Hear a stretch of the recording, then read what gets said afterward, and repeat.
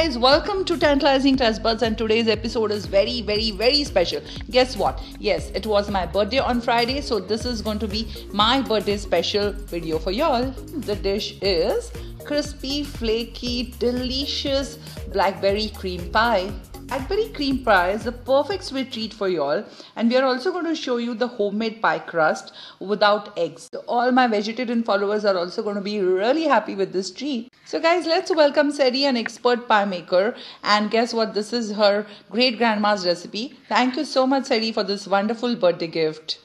Okay, so we're going to start by cubing butter, because later we're going to blend it into the flour mixture by hand. And it's easier to get it to not get melty and minimize the touching later if we just cube it first. So while the butter is chilling in the fridge, we're going to mix the dry ingredients for the pie crust. We have 2½ cups of all-purpose flour, 1 teaspoon of salt, and 1 teaspoon of sugar. And we'll just sift this together before adding the butter in. So after the dry ingredients are mixed together, we'll add in the cubed butter. It's important to keep the butter very cold during this stage so it doesn't melt, because when it melts in the oven later on, it produces the flakiness of a good pie crust. So we'll just work it through very quickly with clean hands, with a pastry blender, or with a food processor. But you're doing it with the hands? Yes. Okay, so an expert here, Saedie, is doing with her hands, and she's telling us the trick. And that's really quick, Saedie. Wow. Yes, I always just smush down the cubes.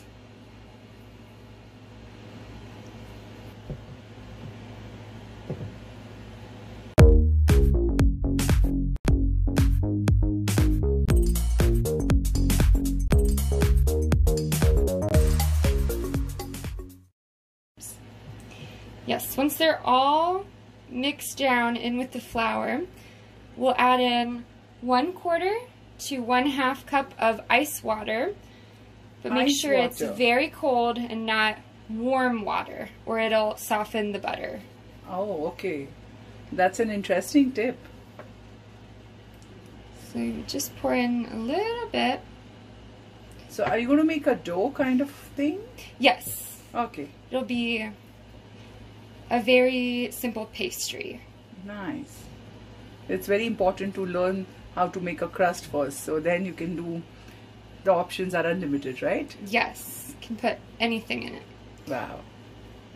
So tell me one thing, Saedie, are we going to put, we haven't put any baking soda or baking powder, then how is it going to work? So this doesn't rise like bread or cakes do, but it will fluff up in the oven and produce like flaky layers. And that's because of the butter. If it's nice and cold and solid, before you put it into the oven, the condensation as it melts will produce the flaky layers. Oh, viewers, please note, this is a real good tip. Thanks, so this is Saedie. the consistency that we want it, and it gets messy if you do it by hand. We'll just pack this into 2 round discs in some sort of paper, wax paper, parchment paper, anything. But form it into 2 round discs, and then we will refrigerate again. Okay. I always roughly split it in half. You just pull half of it out. It'll be a little bit crumbly. And then we form into a round disc, just roughly.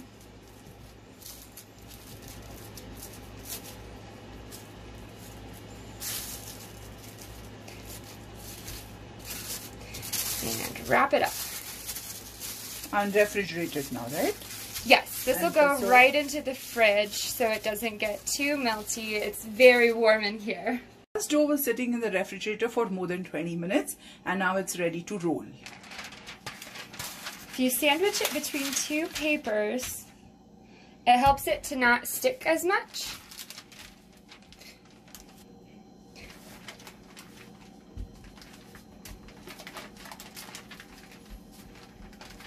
It's okay if it's a little bit firm and it takes a while to roll, because we would rather it be too cold than too warm. and it'll warm up as you go. It's okay if it cracks apart a bit as you roll it, because once it's nice and thin, it'll have warmed up just enough for you to press it back together with your fingers as we put it into the pan. So just keep rolling. Let me press one of them and we'll see. So this side is still thicker. I'm going to rearrange where it's cracking. So you're trying to make a round shape? Yes. Just press it in. Okay. It'll be pretty when it bakes. I'm sure. Oh, that's a nice work, Saedie. Thank you. It's coming nice and round. So our viewers should not get scared if it's little flaky or out of shape. Cracks, develops, it's fine, right? It's like Play-Doh. You just push it back together. That's right. We'll roll it a little bit more. Okay, so we'll make it even. Initially it's a little hard to roll, but then it becomes soft and nice.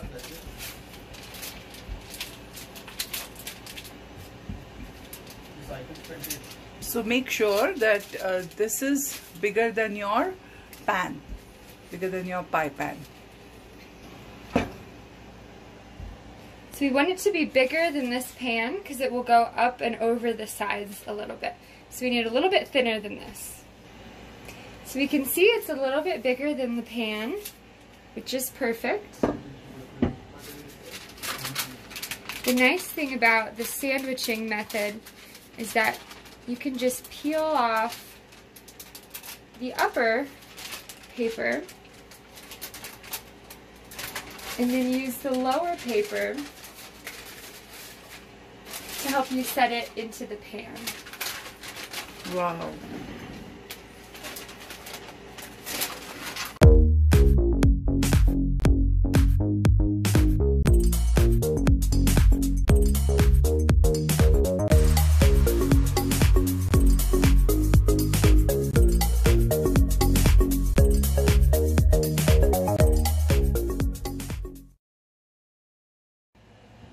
But we'll just press it into the pan now.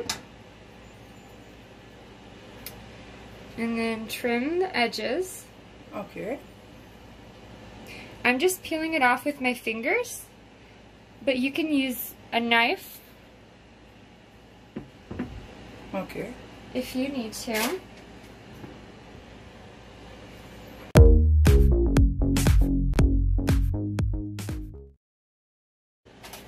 And if you end up with cracks or holes in your dough as you go, you can always use the excess to patch holes. So you can save that off to the side. So it's really like a Play-Doh. Yes. It's looking super. And then we will crimp the edges and pop it back in the fridge for it to firm up again before we fill it and bake it. Okay, so for how long do you think we should put it in the refrigerator? Until it's nice and firm again, depending how soft it gets. Okay. As you work on it. This is pretty soft, so it might take a little bit longer than 20 minutes. But that's okay. Take your time. And then we're just going to crimp it nice and easy. You want your two thumbs like this, and you'll pinch Oh, nice design. all the way around the edge.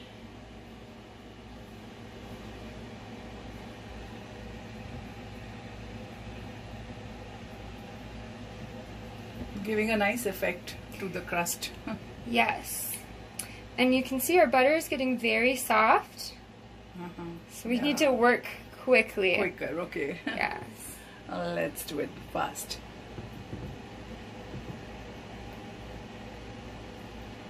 And we're almost finishing, so let's put it in the refrigerator.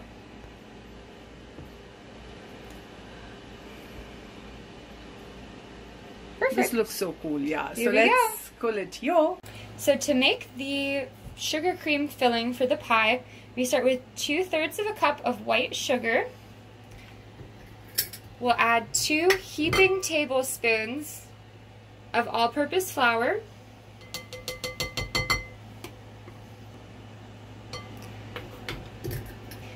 And to that we'll add a pinch of salt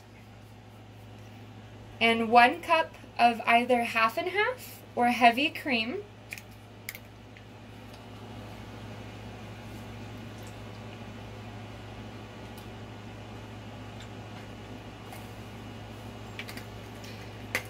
And mix it together. And that's it. That's the sugar cream base. We'll add fruit to this when we put it into the pie shell. But it's super fast and super easy. And it's my great-grandma's recipe. Oh, that's really interesting. Passed on from generations. Yes. She taught to her daughter, who taught to my mom, who taught to me. Super. I'm glad you've been following it and you're just making it, you know. That really makes it so special. So here's our chilled crust. We'll go ahead and pour in the filling. And you can use any type of fruit you want in with this sugar cream base. My mom usually makes peach cream pie. Oh, that's interesting. Peach cream pie. What does she do? It's a family favorite. Oh. She uses fresh peaches in the base. But today we'll be using frozen blackberries, which is my favorite. Mine too. Just... So in case of an apple, you need to remove the skin of the apple or the peach, or you just put it along with the skin of the fruit? I think peaches can be peeled or the skin left on as long as they're in slices. Okay. So the slices are preferred than the chopped ones. Okay. Yes, because that looks so lovely in this base. So put as much as you want in here.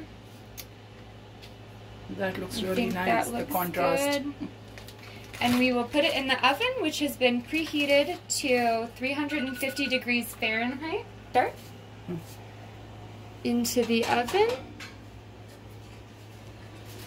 The pie will take approximately an hour to cook, but it may be more or less depending on how it starts to set up. The milky base will not be milky. So now that you can see that the filling doesn't really look like milk anymore, it looks pretty thick, we can pull it out. I'm just eagerly waiting.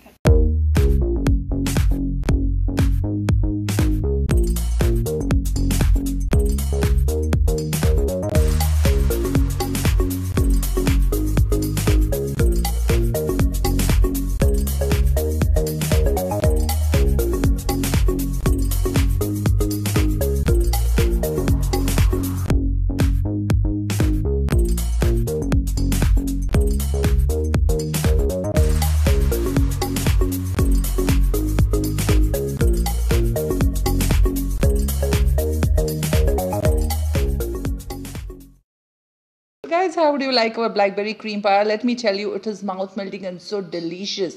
And I'm sure once you'll try, you'll really want to make it again and again. I hope you enjoyed my birthday special recipe. Do subscribe, hit the bell icon, share it and make it. Thanks for watching.